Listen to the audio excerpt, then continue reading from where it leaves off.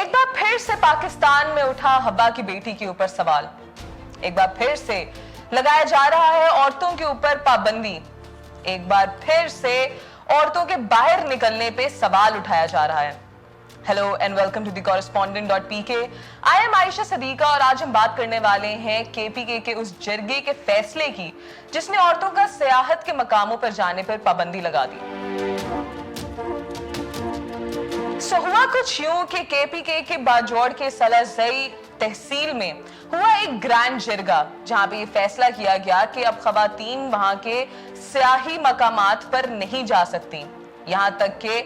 वो अपने महरम मर्दों के साथ भी बाहर नहीं निकल सकेंगी और उन जगहों को विजिट नहीं कर सकेंगी। खवातीन मर्दों के साथ तो बिल्कुल ही नजर नहीं आनी चाहिए और अकेले तो वैसे भी उन इलाकों में उनका जाना पहले से ही पाबंदी लगी हुई थी। दावा किया गया है इन जिरगों के लोगों की तरफ से कि सियाही मकामात पर लाने वाले मर्दों के साथ इकट्ठे घूमना फिरना उनकी रवायात के खिलाफ है। खवातीन मर्दों के साथ भी किसी सियाहती मकाम पर नहीं जा सकेंगी। दावा किया गया है कि सियाहती मकामात पर लाने और मर्दों के साथ इकट्ठे घूमना उनकी रवायात के खिलाफ है। जिला इंतजामिया ने अगर खवातीन को सियाहत से ना रोका तो जिरगा खुद उनको रोकेगा। उनका ये कहना था कि औरतों के बाहर निकलने से और सियाही मकामात पर आने से मुआशरे में वल्गैरिटी फैलती है और वो अब मर्दों और औरतों का इकट्ठा घूमना फिरना मजीद बर्दाश्त नहीं करेंगे।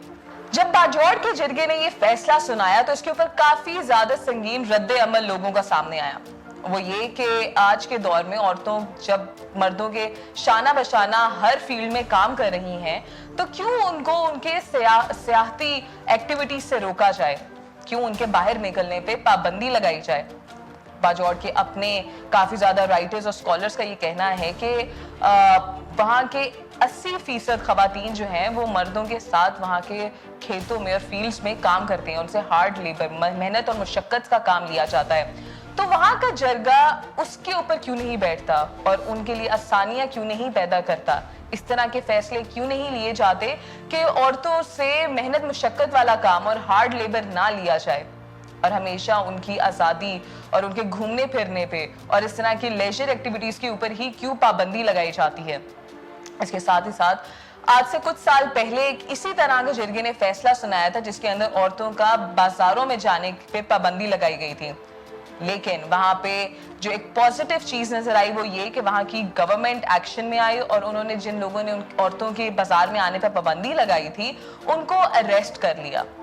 और ये डिसीजन बिल्कुल इलीगल करार दे दिया गया था। इसके साथ ही साथ फिर से वहां के बाजौड़ के जो डिप्टी कमिश्नर हैं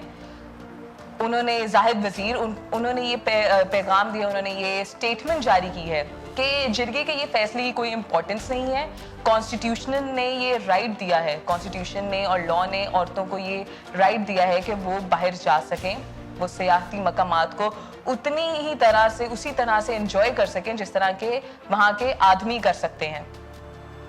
तो गवर्नमेंट का ये कहना है कि अगर उनको खवातीन को बेशक वो वहाँ से ताल्लुक रखती हो या फिर बाहर से टूरिस्ट आए, अगर उनको वहाँ के जिरगे ने रोकने की कोशिश की तो उसके ऊपर लीगल एक्शन लिया जाएगा और उनको गिरफ्तार किया जा सकता है बिकॉज ये डिसीजन इलीगल है। ये तो होगी सारी खबर कि हुआ क्या है, गवर्नमेंट ने क्या किया, जिरगे ने क्या किया, लेकिन यहाँ पे एज ए पाकिस्तानी सोसाइटी